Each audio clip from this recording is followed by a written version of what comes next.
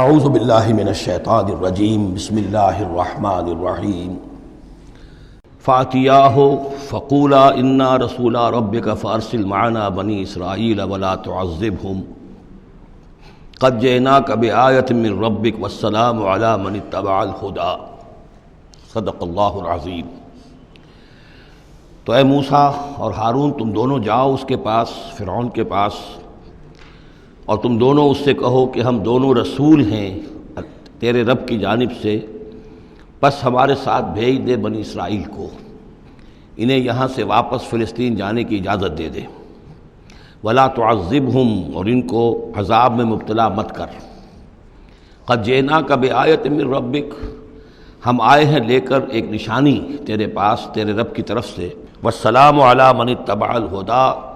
اور سلام ان کے لیے ہے اور سلامتی ان کے لیے ہے، سلام ہو ان پر اور سلامتی ہے ان کے لیے کہ جو ہدایت کی پیروی کریں، ہدایت کا اتباع کریں۔ انا قد اوحی الینا، یہ بات ہم پر وحی کی جا چکی ہے، ان العذاب علی من کذب وتولی، کہ جو شخص جھٹلائے گا اور منہ پھیر لے گا اس پر عذاب آئے گا۔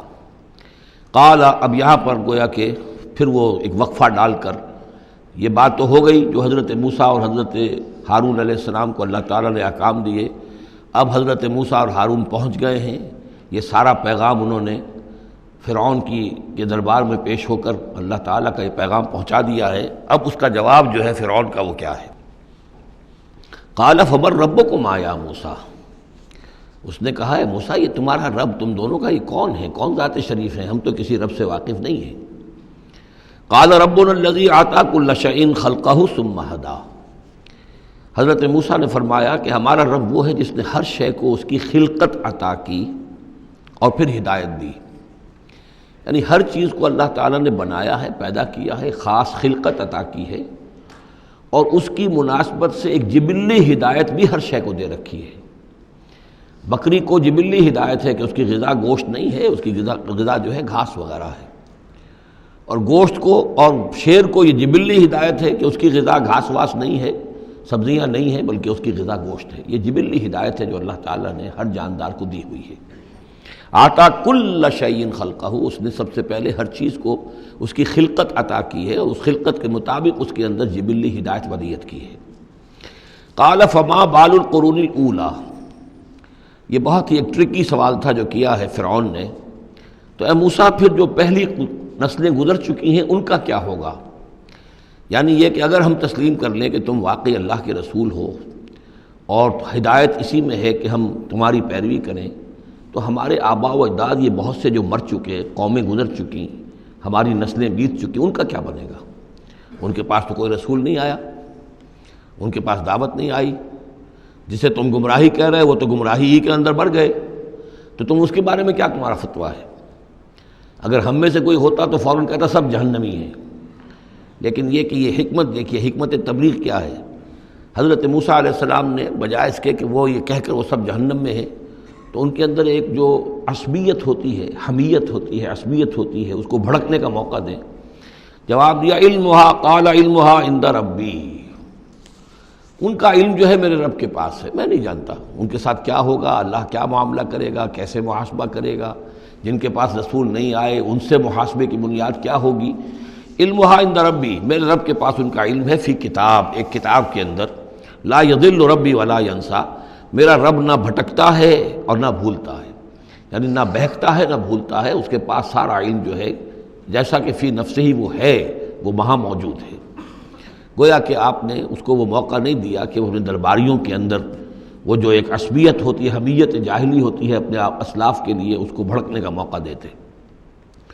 الذی جعل لکم الارض مہدا، اور یہ حضرت موسیٰ اپنے اسی انداز میں وہ تقریر جاری رکھے ہوئے ہیں، وہی ہے اللہ ہمارا جس پر ہم ایمان رکھتے ہیں، جس نے زمین کو تمہارے لیے ایک بچھونا بنا دیا ہے، وَسَلَكَ لَكُمْ فِيهَا سُبُلًا، اور اس میں تمہارے لیے راستے چلا دیے ہیں، راستے بنا دیے ہیں جن سے کہ تم جن پر چلتے ہو۔ وَأَنزَلَ مِنَ السَّمَاءِ مَاءً، اور اس نے اتارا ہے بلندی سے یا آسمان سے پانی، فَأَخْرَجْنَا بِهِ أَزْوَاجًا مِّن نَبَاتٍ شَتَّىٰ، اور پھر اس کے ذریعے سے ہم نے نکال دیا ہے بہت سی نباتات، طرح طرح کی سبزیاں جو ہیں ان کی ہم نے مختلف النوع جو ہے وہ نکال دی ہیں۔ کلو ورعوا انعامکم، تم خود بھی کھاؤ، انسان بھی کھائیں، ورعوا انعامکم، اور اپنے چوپایوں کو، مویشی کو بھی چراؤ، ان فی ذلک لآیات لأولی النہی، یقیناً اس میں نشانیاں ہیں ان لوگوں کے لیے کہ جو عقل رکھتے ہوں۔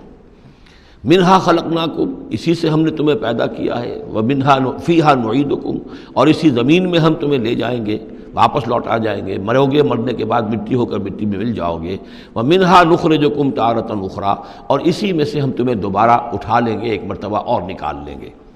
وَلَقَدْ أَرَيْنَاهُ آیَاتِنَا كُلَّهَا، ہم نے اس کو، فرعون کو، اپنی ساری آیات جو ہیں وہ دکھا دیں، فَكَذَّبَ وَأَبَى، لیکن اس بدبخت نے تکذیب کی، جھٹلایا اور انکار کیا۔ قَالَ جِئْتَنَا لِتُخْرِجَنَا مِنْ أَرْضِنَا بِسِحْرِكَ يَا موسیٰ، اس نے کہا کہ اے موسیٰ، کیا تم اس لیے آئے ہو کہ اپنے اس جادو کے بل پر تم ہمیں اپنی سرزمین سے بے دخل کر دو؟ فَلَنَأْتِيَنَّكَ بِسِحْرٍ مِثْلِهِ، تو ہم اس جیسا ہی جادو لے آئیں گے تمہارے مقابلے کے لیے۔ فَاجْعَلْ بَيْنَنَا وَبَيْنَكَ مَوْعِدًا، تو اب ہمارے اور تمہارے مابین، اپنے اور ہمارے مابین ایک وعدے کا وقت معین کر لو، لا نخلفہ نحن، جس کی خلاف ورزی نہ ہم کریں گے، ولا انت، نہ تم کرنا، مکاناً سوا،